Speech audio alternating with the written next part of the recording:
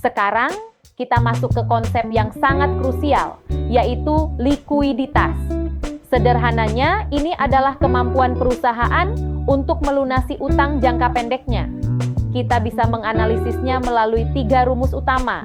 Pertama adalah current ratio, yang dihitung dengan membagi total aset lancar dengan liabilitas lancar.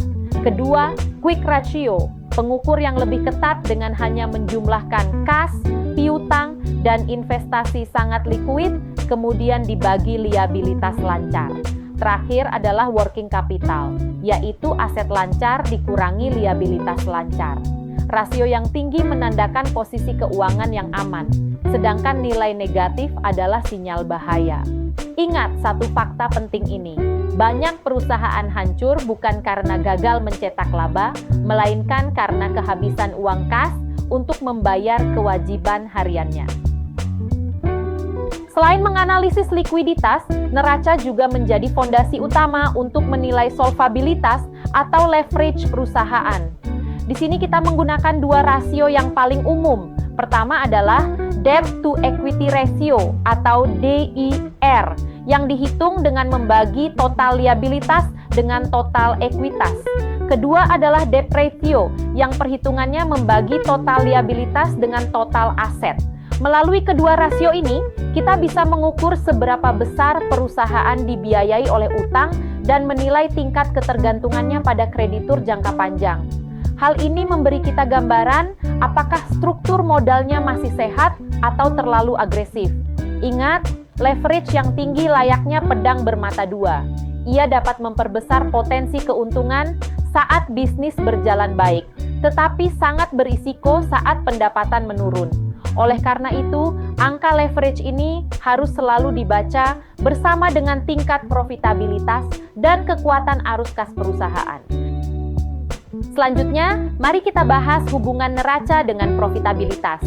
Walaupun angka keuntungan secara langsung dilihat dari laporan laba rugi, neraca tetap krusial. Mengapa? Karena aset dan ekuitas di dalamnya menjadi tolok ukur untuk menilai seberapa efisien laba tersebut dihasilkan. Kita menggunakan 2 rasio utama di sini. Pertama, return on assets atau ROA yang mengukur laba dibandingkan total aset. Perusahaan dengan aset raksasa namun labanya kecil jelas menunjukkan efisiensi yang sangat rendah. Kedua, return on equity atau EROE yang mengukur laba dibandingkan ekuitas pemilik. Laba tinggi dengan modal sendiri yang kecil memang terlihat memikat bagi investor, namun waspadalah, ini seringkali diiringi oleh tingkat utang yang tinggi. Singkatnya, neraca memastikan apakah laba dicetak secara sehat atau hanya karena dorongan utang. Laba yang tinggi belum tentu berarti perusahaannya aman. Mari kita bahas bagian E, yaitu menghubungkan neraca dengan kinerja dan risiko. Secara sederhana, neraca menunjukkan sehat atau tidaknya keuangan sebuah perusahaan. Ada 3 kondisi utama yang bisa kita lihat dari neraca ini. Pertama, aset lancar besar. Ini berarti perusahaan punya amunisi untuk membayar utang jangka pendek, sehingga kinerjanya jauh lebih aman. Kedua, ekuitas tumbuh. Ini menandakan perusahaan makin kuat, artinya laba ditahan semakin membesar. Ketiga, hati-hati jika utang terlalu besar. Hal ini bisa langsung meningkatkan risiko gagal bayar atau default. Jadi, kesimpulannya, neraca itu ibarat foto röntgen dari kondisi finansial perusahaan. Selanjutnya di bagian J, mari kita bahas titik lemah atau kesalahan umum saat mahasiswa membaca laporan posisi keuangan. Ada 6 hal yang perlu dihindari. Pertama, hanya melihat total aset tanpa memeriksa kualitasnya. Kedua, menganggap utang besar itu selalu buruk, padahal leverage yang tepat justru mendukung pertumbuhan. Ketiga, tidak membedakan kewajiban jangka pendek dan panjang. Keempat, mengabaikan tren tahun ke tahun. Kelima, hanya menilai dari 1 rasio saja. Dan keenam, tidak menghubungkan neraca dengan laba rugi serta arus kas. Intinya, membaca neraca harus menyeluruh.